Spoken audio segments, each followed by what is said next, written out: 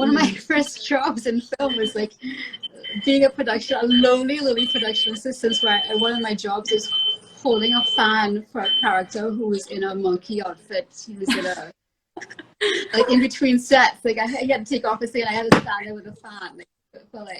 It was humiliating and terrible, but I got to see professionals like work. You know, I got to see how a proper set was run.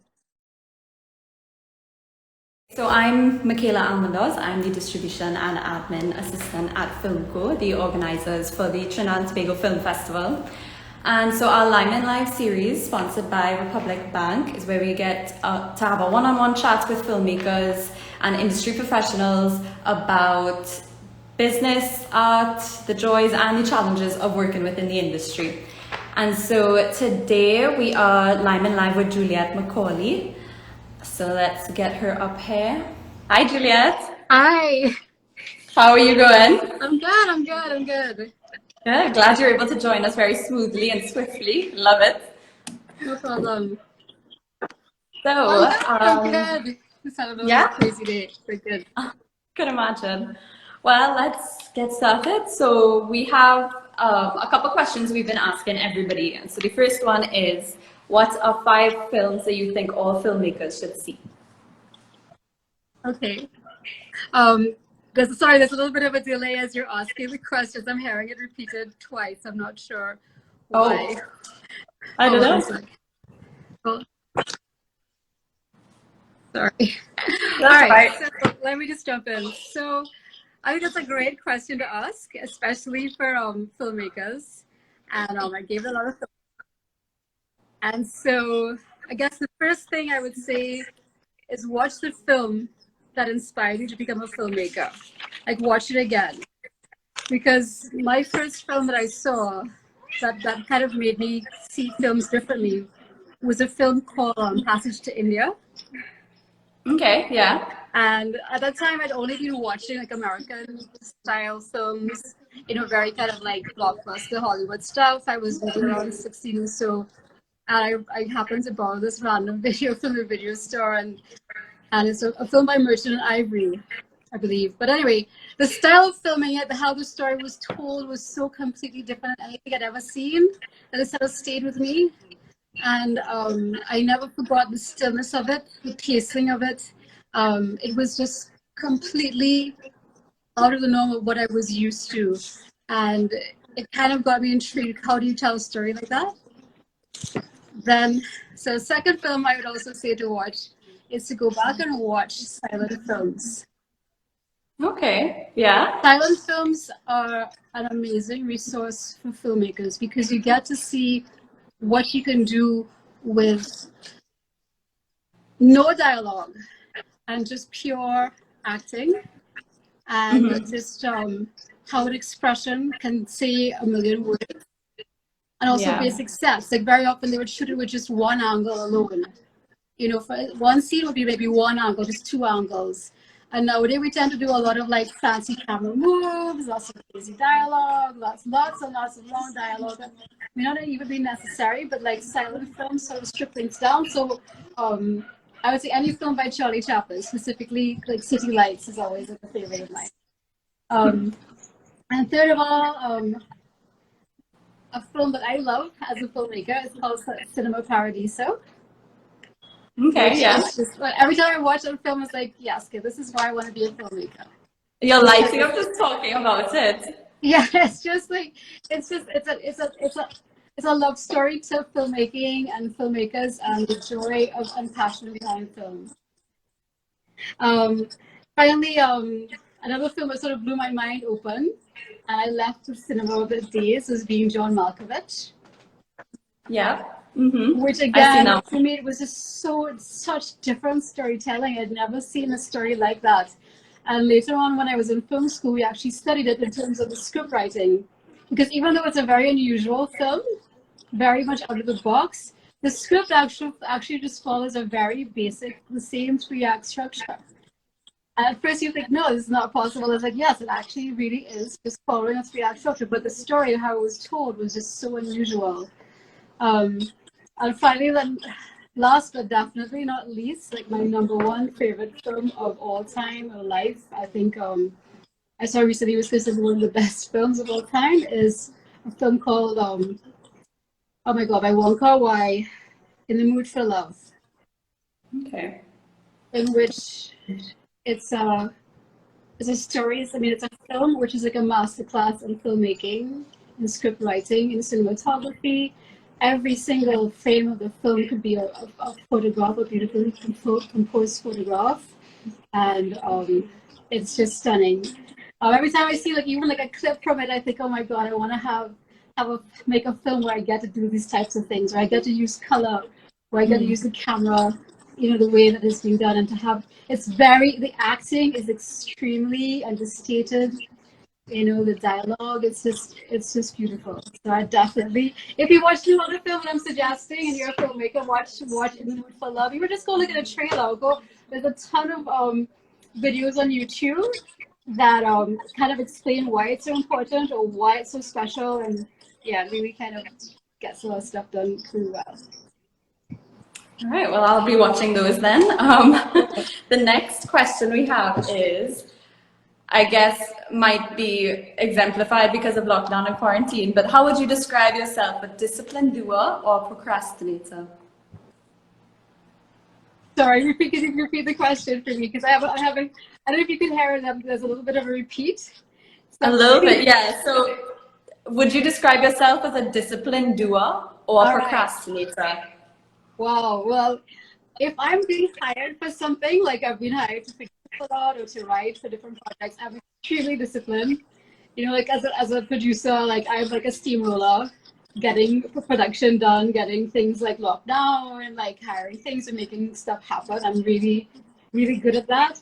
But sometimes when it comes to my own project, which are very often have often been self-funded, it does take a lot. It takes a lot to kind of have the courage in a way to like tell a story. It's very intimidating. When I write a story, I think, is anybody going to even be interested in this story? Like, is it worth telling?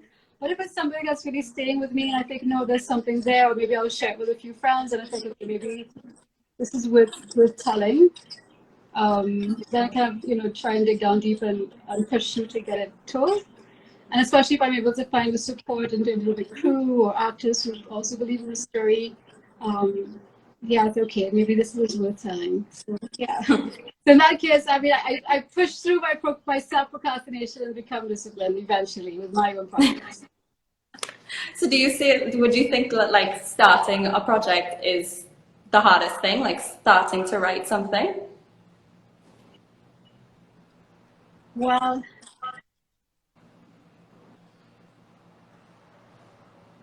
actually, it's funny. When I have inspiration strike, you know, if it's a really good story, like I get immediately excited and I'll pour it out and I'll write it down. But then what becomes hard is then to like take that idea and push it through to make it come to fruition. Because I come up with ideas like every week, every day. Like I'm inspired by everything around me. I'm always looking at people. I love listening to people's stories, and you know, so inspiration is around me all the time, and it happens all the time. But just pushing through to make it actually, yeah, that's the hard part. So next we have, what is the most joyful part of filmmaking for you? Gosh. There is so many aspects of it. It's when I share a script with actors and they're like, I love it. I did a script recently, and every single one of the actors were like, I have lived this. Have you been spying on my life? Or I can totally connect to what you're saying in this. I mean, and that makes me feel like so happy because you have a certain degree of vulnerability when you share a script for the first time to people. It's like, is this shit or is this okay? But like, when people say, yes, I get it and I want to tell the story, it means the world to me.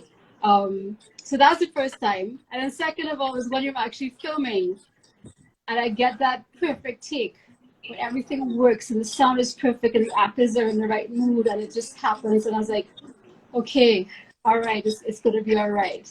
And I guess the third time is, you know, when I'm in the cinema or screening the film, I love to watch the audience. I really do.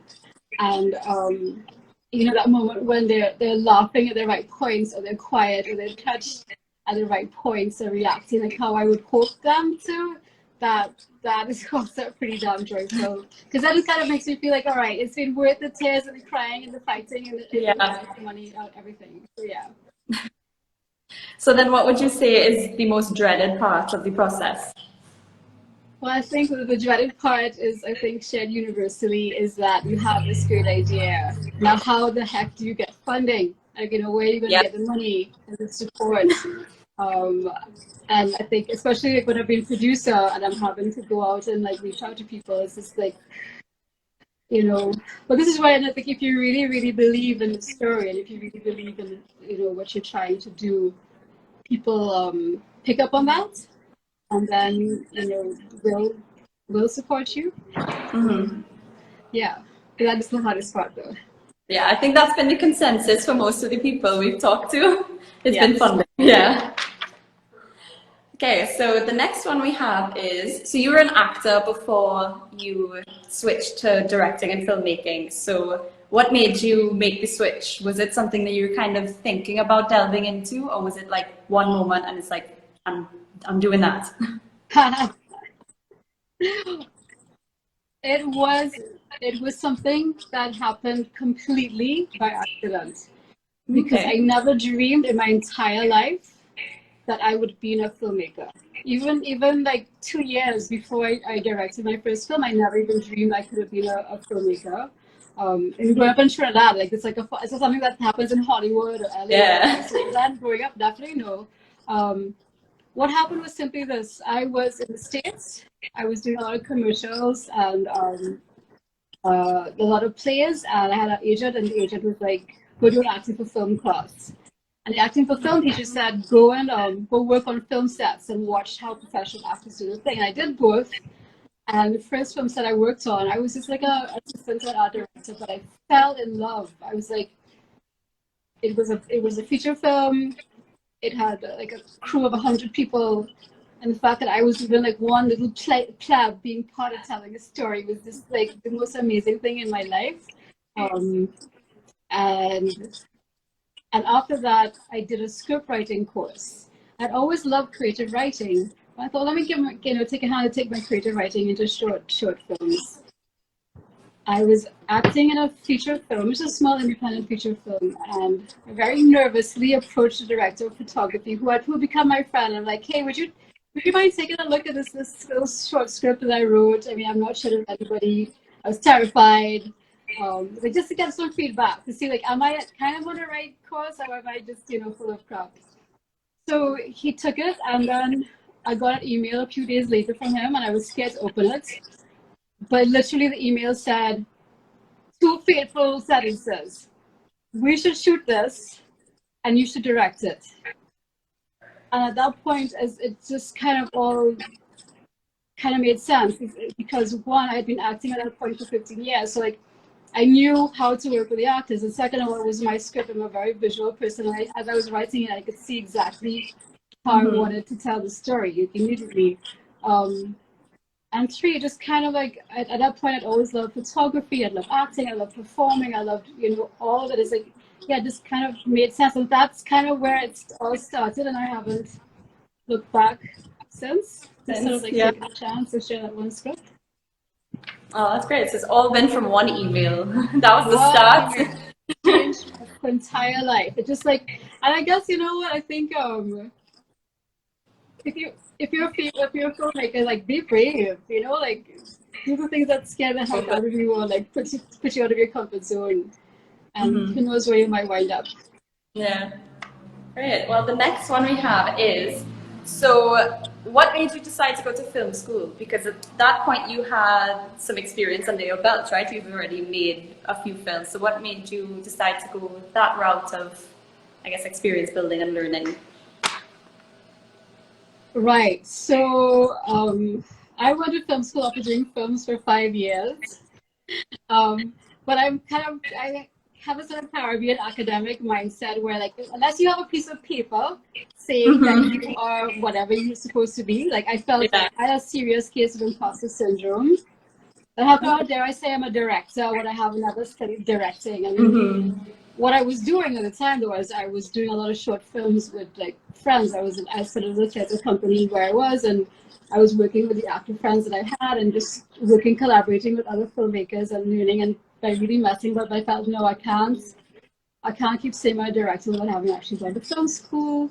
I specifically also wanted to focus just on directing. So what I was doing was all these small films where I was doing everything. I was shooting it, I was writing, directing, editing, like wearing a million hats. But by things like, I just wanted to work with the actors. I wanted to just focus on that aspect of directing. And I felt I wasn't, by being Jill of all trades, it was a great learning experience. I wasn't learning the one thing I wanted to. So the film school I went to, I focused on directing actors and directing. And it was worth it. So that's kind of why, because I kind of felt, this is what I really, really want to do. Let me, like, invest in it and, like, focus on the aspect of it that I love. Great. And so you've written for both narrative and documentary films. How does your approach to those different types of projects differ? I guess with narrative films, like, I have the story ready. Like, the story finds me. Like, I just, like, I get inspired and the story is there, and so I can move from there. But with documentary film, we start off with, an idea, an outline, a sort of goal of what we want to achieve. But sometimes with filming, the story finds us that way. So it's a completely different aspect. When I was working with Miquel Galofre, with gangster to pastor, and breaking the cycle, we kind of knew we were going to be interviewing, somebody who had a gangster background and who's changed his life. We wanted to work with somebody who had experienced domestic abuse and overcome it. We didn't necessarily know where the story would go.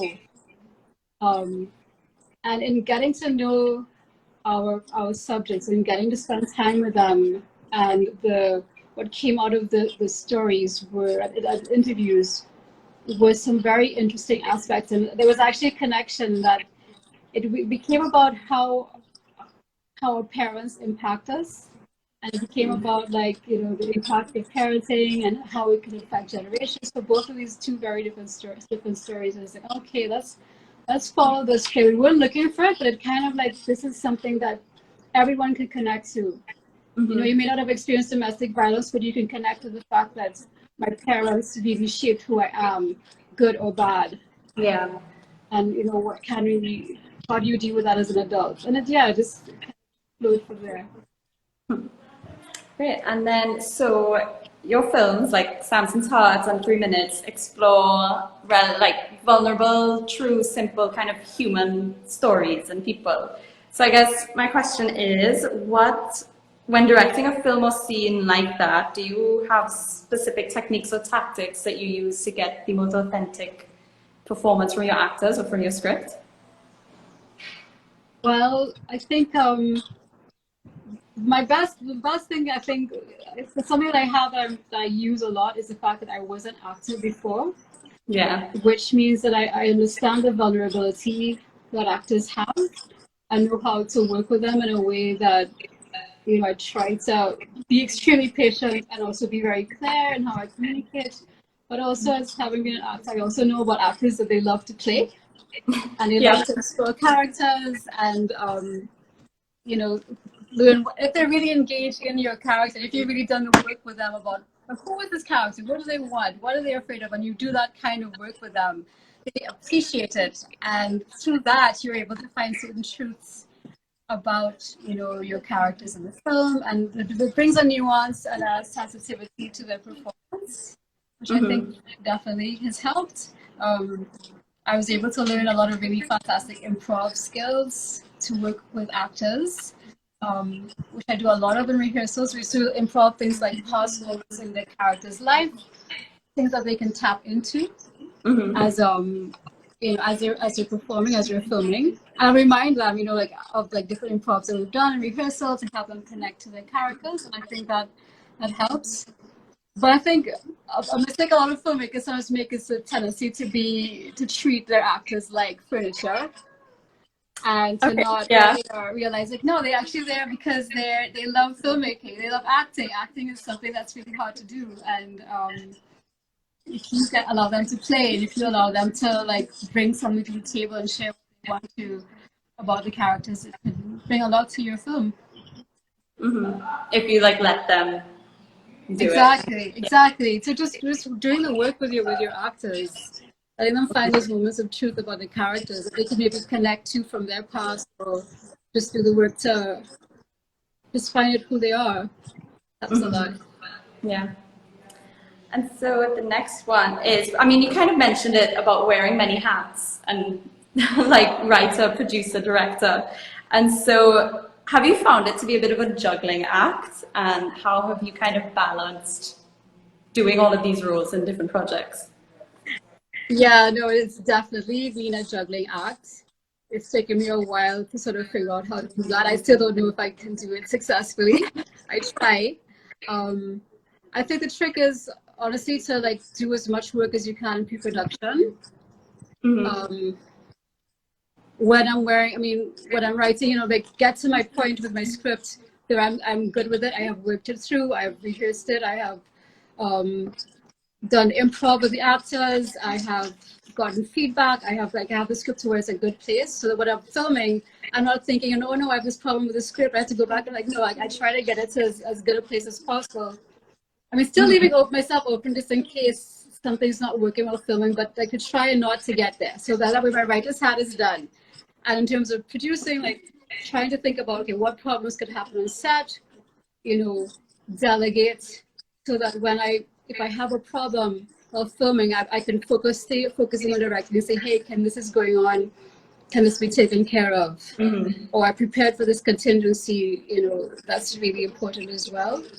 But once I'm wearing the director's hat, is just to stay focused and mindful about what I'm doing now, what's coming up, what do we need to prepare for the next scene, and like just staying just very present and very focused as you're working, as you're doing the film is the best way to sort of juggle.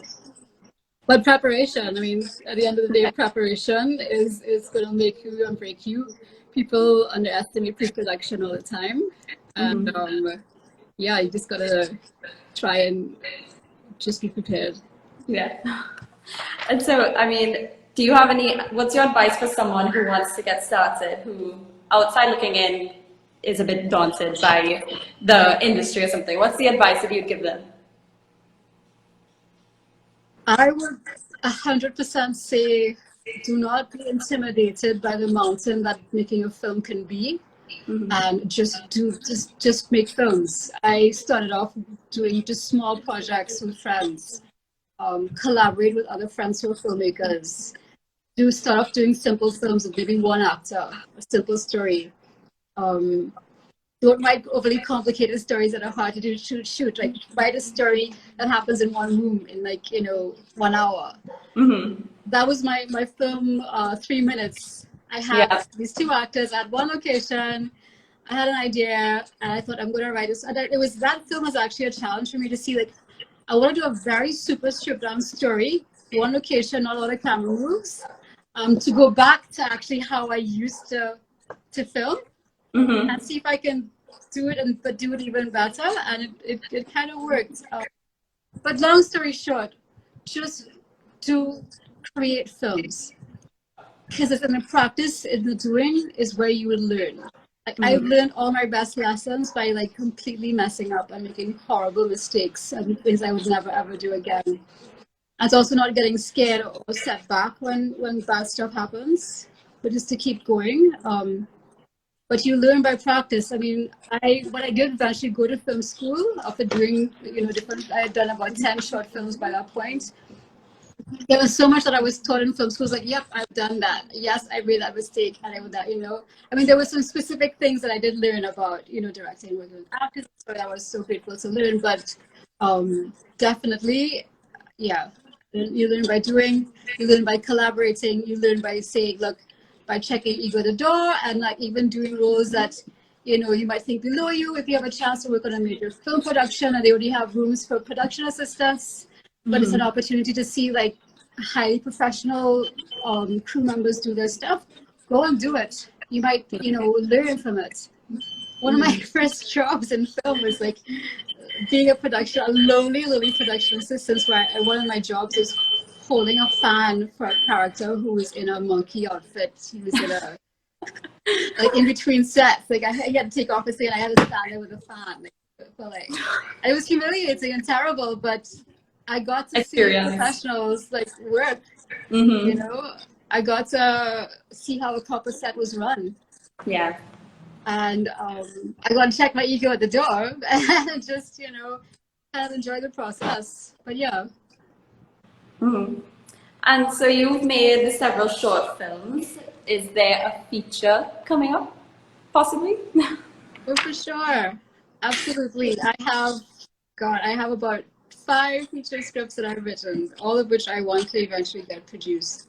I have been commissioned to write a feature film for a Nigerian production company. Okay. So we will see what happens with that, you know, fingers and toes crossed. But features are, you have to like think of the long game. So yeah, so definitely one day I definitely would like to have a feature happen. My short Sampson's Heart is actually from a feature length film script that I wrote. So it was sort of acting as a promo for the feature. Yeah. Okay, so what can we keep an eye out for from you? Anything you're working on now? Yes, I have a short film which I shot, back in October. That is extremely experimental, but it's a love story nonetheless. So I think people will enjoy it, but it's told in a very different way. And I had to be, because of COVID, I had to be very creative in how I was filming. So we're still in the editing process. We'll see if it works or not, but I did have some fantastic actors and it's a fun story. So we'll see. So I'm hoping that'll be out in the Trinidad Film Festival. I'll be submitting it. So yes. Yeah, so I'm getting that edited, and I'm also working on 2 documentaries right now. One about climate change and COVID, and one about transitioning children who are transitioning from children's homes in Trinidad. So they're both keeping me a little busy. Great, so very exciting. Can't wait to see it. Thank you. That's it for us, I think. Thanks so much for joining us and for talking with me. It's been great getting to know you and about you. Thank you. Thanks for this opportunity. Of course, no problem. So that's it for Limin Live today. Thanks, Juliette, and thank you, Republic Bank, as well. So we'll be back next week, Monday, with Bahamian filmmaker Kareem Mortimer at 5 p.m. Thanks, everyone. Bye.